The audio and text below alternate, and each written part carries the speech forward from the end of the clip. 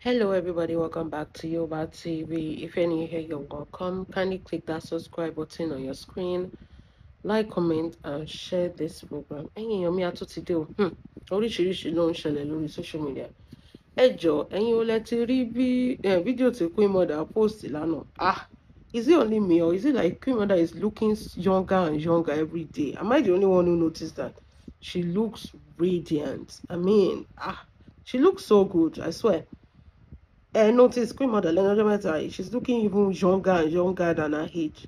That is good for her. It's mean that could have been àwọn tó ti jẹrà mọ́ orí chair tó jẹ́ pé ojoojúmọ́ náà ń pín rẹ̀rẹ̀ ṣe láàrin ara wọn. Ó dáa kéèyàn fọkàn ara ẹ̀ balẹ̀. Ilé ayé mélòó ni ilé ayé?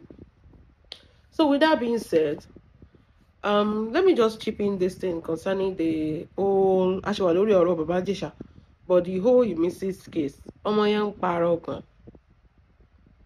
Ọmọ yẹn ń parọ́ gan. Ọlọ́run, wọ́n ní ẹ wò ẹ ṣiṣẹ́ kẹ́ má dúró de oúnjẹ ọmọ o. Kíní tí open eyes mi to a lot. Tọ́mọ bá mú wá, alhamdulillah. Tọ́mọ ò bá dé mú wá, ṣiṣẹ́ ẹ̀ kó má dúró de oúnjẹ ọmọ. Because mi mọ̀ bí tí ọmọ ti máa win 150 million tó wá fún yà ẹ ní 150,000. Ṣó ti ẹ ká mọ̀ ni whatever your mother will have done to you. Ẹni sùúrù. Tí n bá jẹ owó tó tówó lénìí, ìyá mi máa kọ́kọ́ tọ́jú ká jà ká má jà kò sí kinní ńbẹ̀. Màámi máa kọ́kọ́ tọ́jú ibi tẹ́ ẹ̀ ń gbé yẹn ẹ̀ ní gbé bẹ́ẹ̀ mọ̀ kò sí ṣé mọ̀ if they have to tell me see this and ìyá ẹ̀ dẹ̀ wọ́n ń pè lórí fóònù kan pé ibo náà ti bẹ́ẹ̀ sùn ibo náà ti jáde ẹ̀ ọmọ yẹn ò lè sọ o ṣé kìí ṣe pé irọ́ ni to get the public sympathy nígbà tó fẹ́ ṣe kinní. Àwọn ọmọ tá à ń bí sí kọ́nà ṣàánú òkú ní sọ anything because ó ṣe ń rúgbó bọ̀ díẹ̀díẹ̀ ni ẹ wo ibi tí ìyá ọmọ ń gbé ọmọ dẹ̀ kó pancake up and down irú owó wo ló lè ní tó ò fẹ́ tọ́jú ìyá ẹ̀ mi ò mọ̀ kì í ṣe pé ó tọ́jú bàbá ó tún tọ́jú ìyá láti sọ pé bàbá náà ń tọ́jú ewu ni kọ́ ọmọ má tó jẹ́ pé selfish wo ibi tí ìyá ẹ̀ ń gbé ọlọ́run ìyá mi máa gbé pẹ̀lú mi ni ẹ wò ya hídà ẹ wò ya alábìíkẹ́ àbí oníṣẹ́ alábìíkẹ́ àbí kíló àbíkẹ́ papaya x ẹ wò àwọn girls ẹ wo bó ṣe máa ń gbé àwọn bó ṣe máa ń ṣe kan Ọlọ́run àfi ọmọ tọ́nà bá fi àánú wá sí lójú ló máa tọ́jú èèyàn mi ì rírú ẹ̀ rí mi ì rírú wọn tó ń bèèrè lọ́wọ́ ìbò náà ti jáde ẹ ọmọ yẹn ò lè sọ o mi ò rò pé wọ́n jáde ọmọ yẹn ó kàn fi parọ́ kó lè gba public sympathy ni ẹ wò ibi tẹ́ bá dẹ̀ yanjú ẹ̀ sí ìyẹn kọ́ la bá wá mo rí a lot of people tó ti ń sunkún lórí ọ̀rọ̀ Baba Ijesha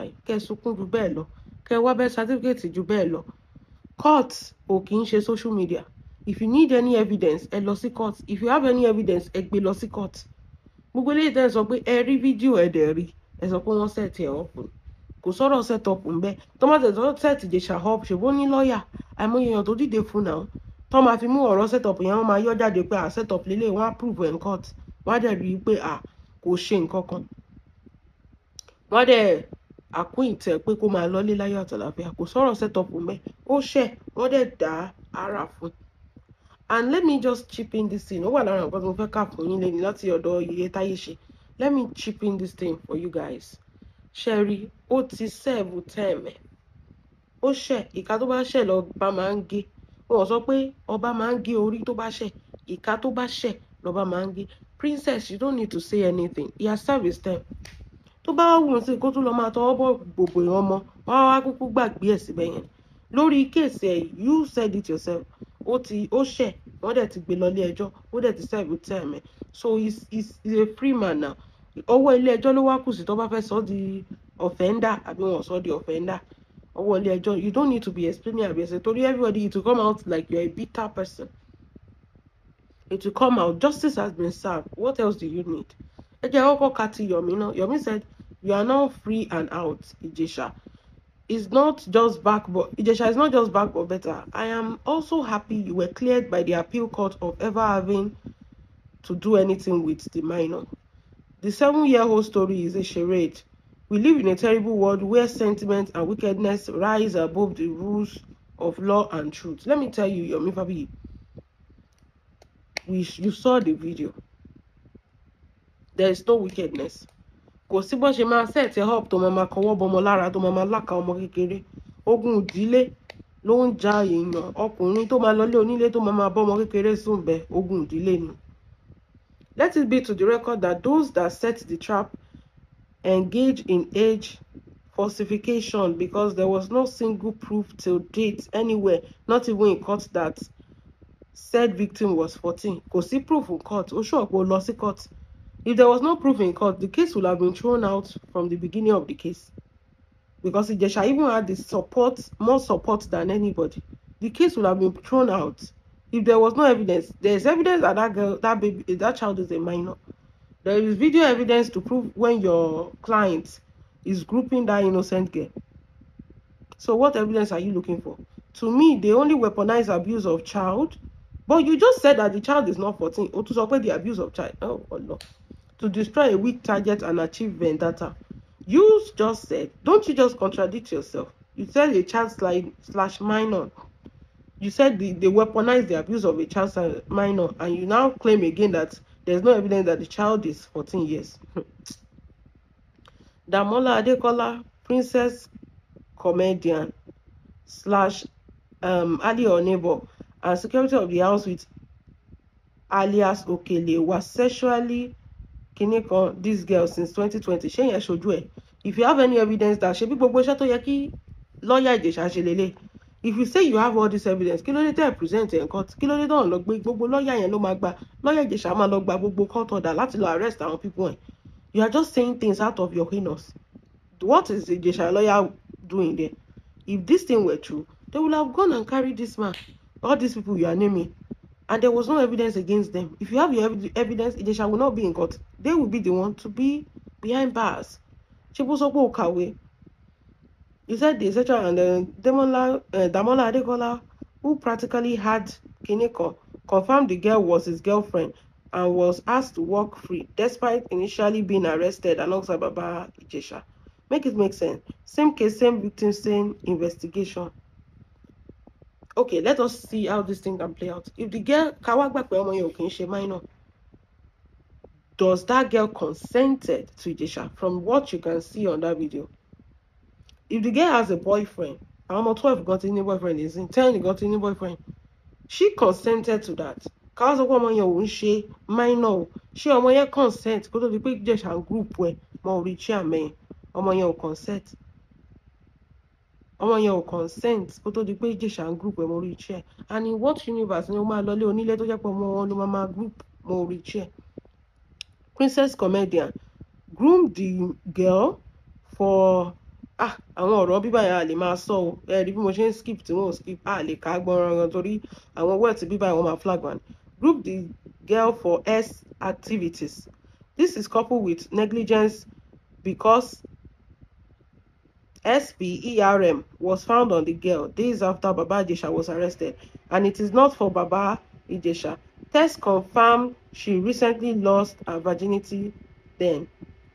The test is not to test if she's a virgin or not. It's not to test that who disflower you. It's to test that we saw a pedophile grouping a child in broad daylight. A pedophile, a friend that you thought is a friend, turned pedophile grouping a girl in her mother's house. So the test is not to check if the girl is a virgin or not. Number 4, princess comedian and her co-travelers engage in child pornography by deliberately installing camera on the same day Baba Ijesha was invited to her. She recorded how her foster daughter was sexually you understand? That is if the girl is truly 14. Leave that age for the court. If the girl is not 14, Ijesha should have argued that in court with the judge. And the court will have summoned princess to bring the certificate, the birth certificate of the girl. So leave that in court. If you cannot prove it in court and your client goes to jail, that's your fault.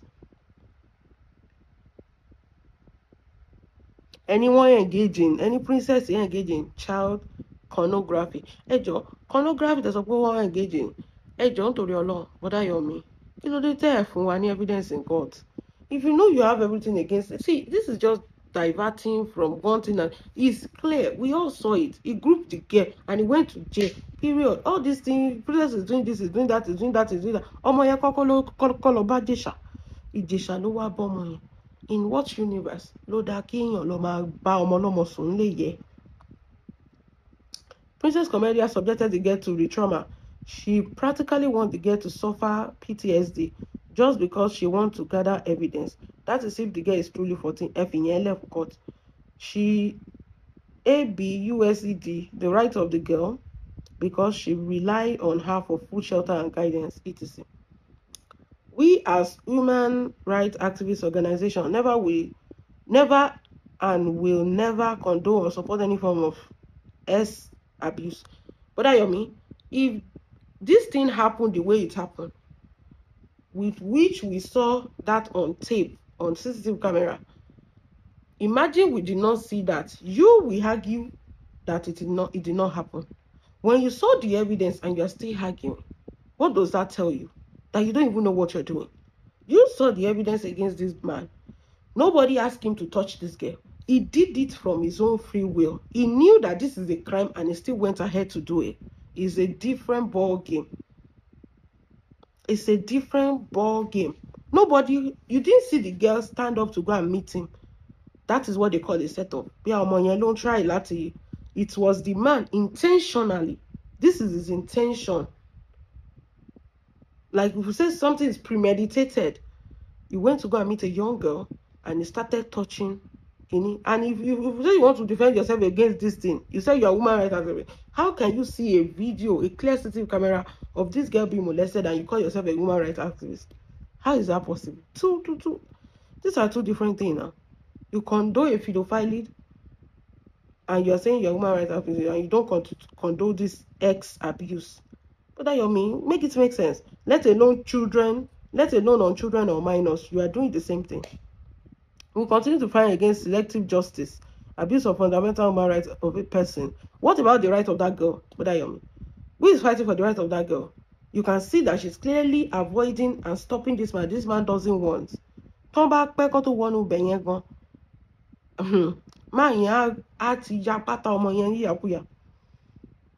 and fight against organized crime like in the case of Ijesha.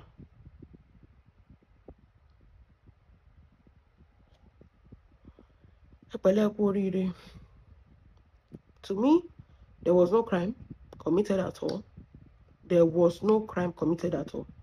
To me, you did something bad and you went to jail for killing for it. The cabo, Emma Shebemon. Shubon, Teba to Shebe. In fact, about to go pay one Shebe, Nikutono. Now you they go on carry. Toria in the column to Vadia. That's that. I didn't cut ye Taishe, Katumalo. So everybody is mad that Princess is doing video and now it's screaming like she has personal things against Ijesha. He don't serve his term. Even she said that.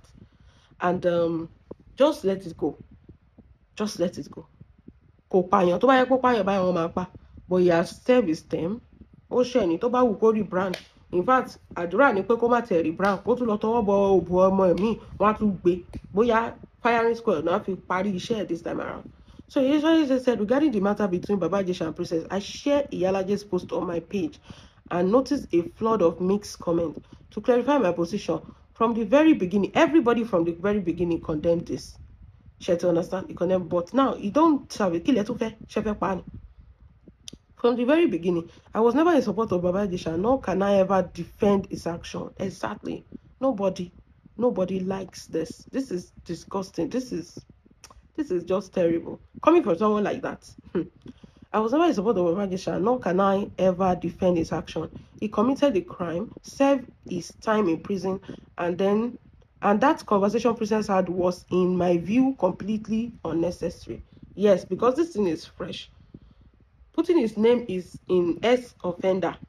It doesn't have anything to do with anything. Leave the judge, leave the courts, leave the judiciary system. They know the right thing to do. This is not for you to defend and to shake in it. He don't serve his term, he don't serve his term. That is all.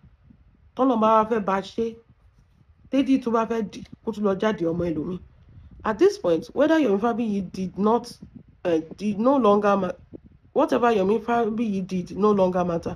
Princess doesn't need to have that chat. She's coming across as somebody determined to ensure the man never reintegrates into society, and I find that unfair. To be frank, one of us ní pé when wọ́n ní àkíntìlẹ̀ ẹjọ́ dé kádọ̀rẹ́, but you know how the social media works ní pé people will be dragging bó ṣe ń drag Ìyábọ̀ Òjó. This clearly has nothing to do with Ìyábọ̀ Òjó, but you know, selective wèrè ni wọ́n ní Naija. The way they were dragging Ìyábọ̀ Òjó, obviously they were dragging Princess like that. And she, àwọn nǹkan tó wà nínú ẹ̀ tó nǹkan ti fẹ́ sọ síta, she used the opportunity to ṣe ẹja wèrè ni ó yẹ ẹja kúkú fọ́ gbogbo ẹ̀ lójú. I think that is coming from, if you look at what she said, she's not saying it from a place of hate, but she was frustrated that everybody be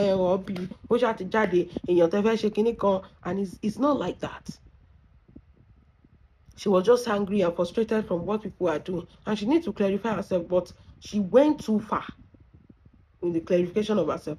I need the question that were asked or that matters is she Otisef will tell me, contrary to what Brother Yomi said, it was appeal court. Otisef will tell me.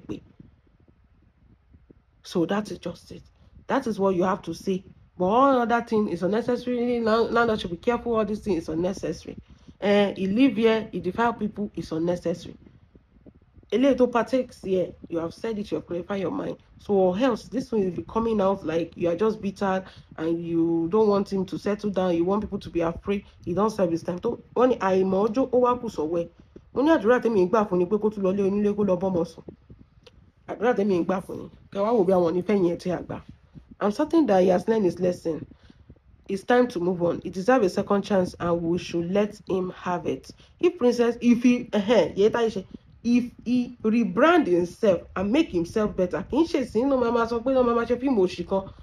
lied on me. But I don't want to listen to that. We all saw the tape. Kini ayé òní jókòó tí kini àwọn stupid film tí don't try to manipulate or whitewash nǹkan tí ò lọ yẹn. That is one thing we don't want to see. Rebrand yourself, move on from that. That is one thing where if they born you well, go and be granting interview to be explaining your side of the story. We go drag you like a Swani generator. This thing is still fresh in everybody's head because nobody can take it. We all have kids. We don't want to live in a society whereby we are afraid because of people like you, or our children are afraid because of people like you. So rebrand yourself, move on with your life. That is when I will decide to give you a second chance. So if I see that you are progressing, just because is what comes after this thing. They don't act normal when they are back. If you go and feel where in fact, we are ready to drag you. To me, I have not forgiven you because when you cross the line by going to children, you have crossed the line. That is a line you should never cross. Going to people's children and touching minor. To me, I can never. The money to buy and back street, you walk by the third street to see me. That is just it. If you cross the line of touching a minor, you have crossed the line for the rest of your life. So if the outcome of you now coming back from jail, I am ready to accept you. I think that is where people are finding it difficult to accept this man.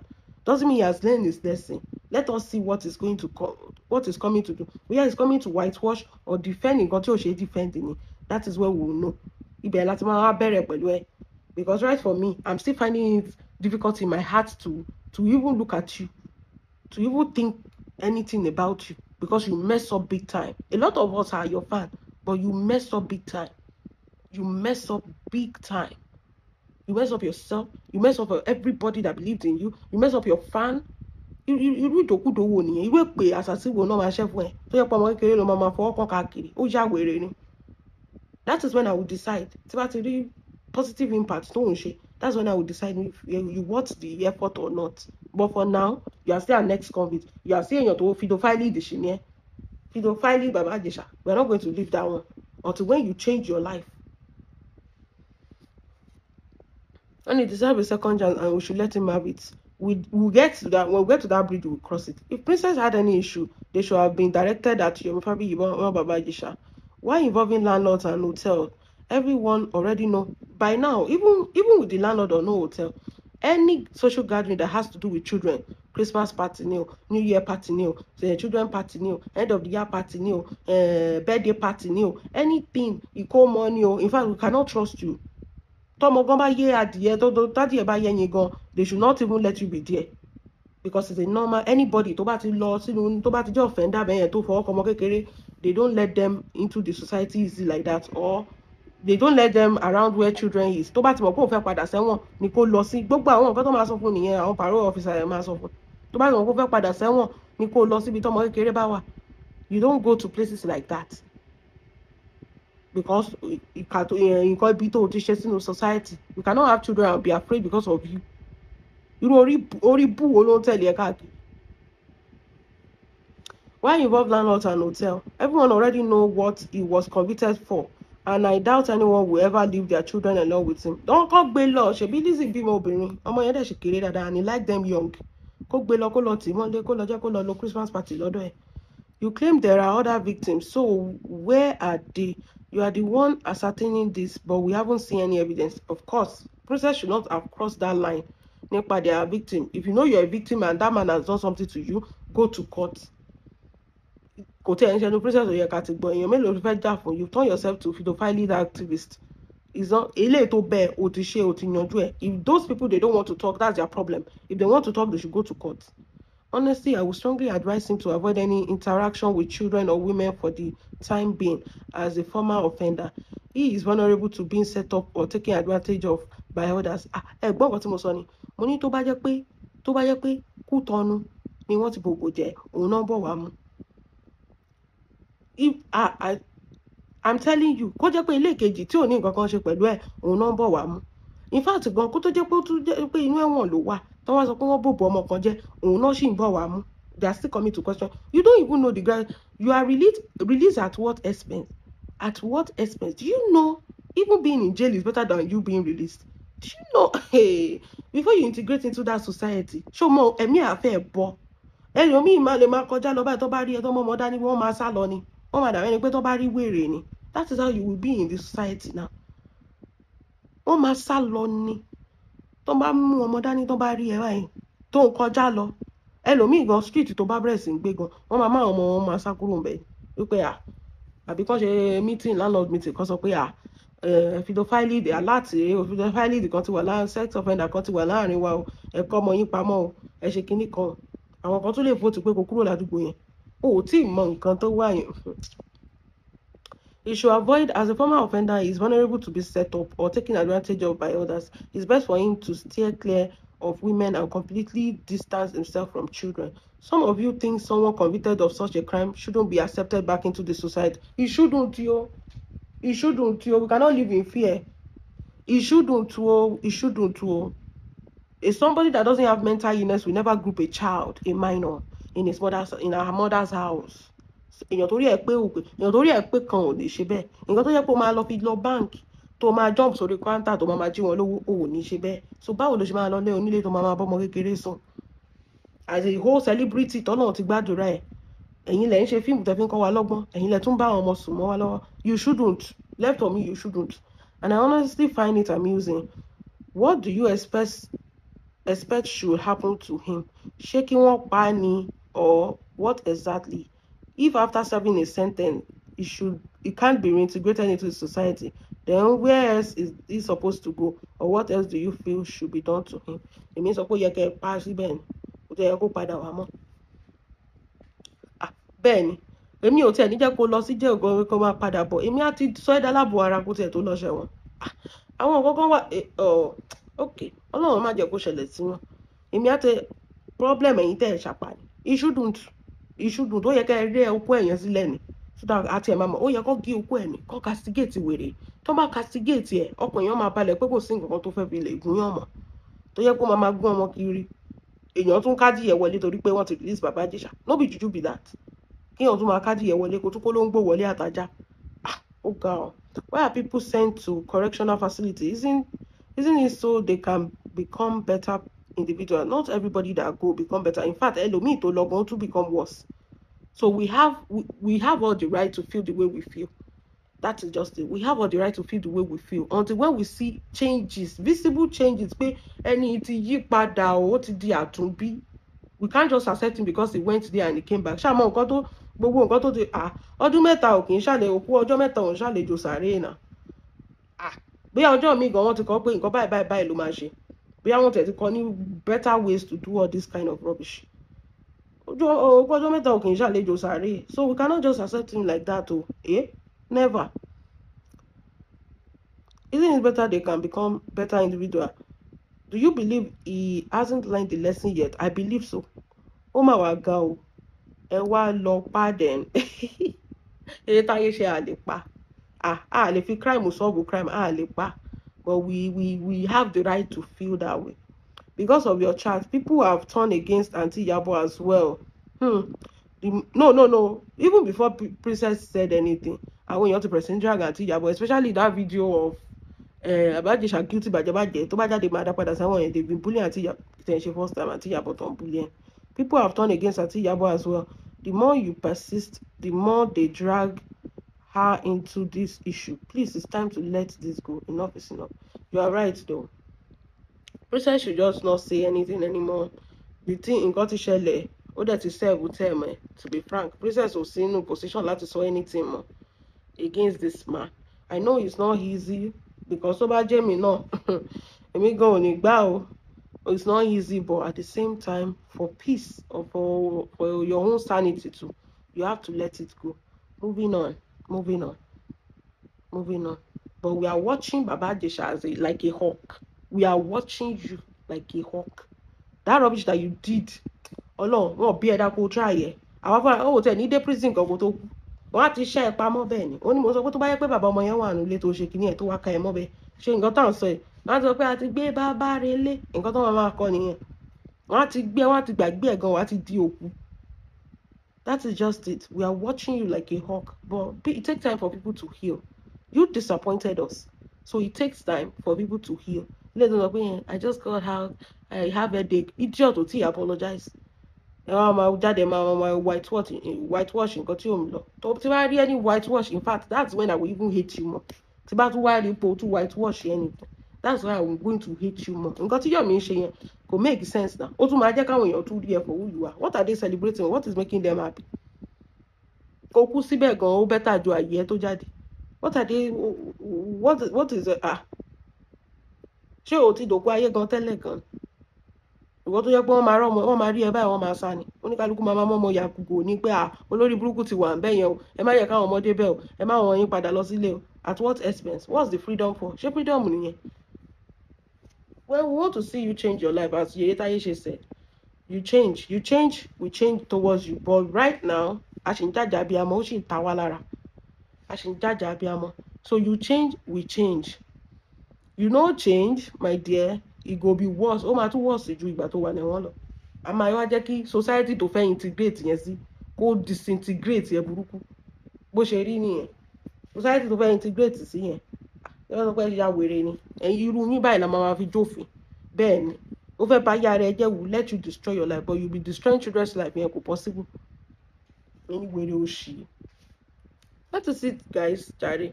I feel I don't have anything against the man, to be honest, but I so much cannot wrap my head around that shit that he did. I cannot wrap my head around it. Kí ló dé? Èèyàn tó máa bẹ̀rù pé irú ẹ̀ gọlọtọ̀ òdó òsì ní ọmọ adìyẹ dàgbà irú ẹ̀ gọlọtọ̀ bó ṣe tó yẹn tó lọ́gbọ́n lórí tó jẹ́ pé agọ̀mú yìí wá nìyẹn. Kó fọmọ tiẹ̀ kó ti ya pátá ọmọ kó máa dó ọmọ kó máa dó ìyá nínú ilé kan náà. Kí ló dé? Irú ogun ìdílé òfòwò nìyẹn. Adé lórí ń fọ̀ wọn gbá màmọ́ ẹ lórí kórì yẹn cracking. Àbí bọ̀bọ̀ ìjà wèrè ni. Àwọn wo ló ń fọ́ Ọlọ́run wo à ń wú ẹ̀, we are watching. Torí ẹ bá ti fẹ́ burú ìwọ tún lọ mọ́mọ́ ẹlòmí. Torí ẹ bá ti fẹ́ burú ṣé mọ̀ pé Ọlọ́run tiẹ̀ nífẹ̀ẹ́ ni àwọn èèyàn fún ẹ second chance. Orí yèyé táyé ṣe tí ò kì í fọmọ ọ̀rọ̀ ọmọ kékeré ṣeré. Àwọn èèyàn tiẹ̀ tún fún ẹ ní second chance. People genuinely love you. For you to go and fuck up you like that, people genuinely love you. They stood by you. Okay, this is not normal. This is not normal now. You know your limits. Crossing the line and going for children. Kó máa bọ́ ọmọ kékeré sùn. Irú life wo nìyẹn? Ibo ló ti miss ẹ̀ ńlé ayé? Irú èpè wo ló ń jà èpè ìdílé wo ló ń jà ẹ̀kọ́ lọ máa bọ́ ọmọ sùn? Ọmọ kékeré wo and watch ẹ bí I mean, ò ní anything against ẹ, but we are watching you from afar ni. Tó bá torí ẹ bá ti fẹ́ burú, ìwọ tún lọ mọ ọmọ ẹlòmíì. Ẹ̀yin èèyàn mi kò jẹ́ bó ṣe jẹ́ jáde German. Ẹ jẹ́ mọ nǹkan tó bá feel about this video down below. God bless you. Have a wonderful day.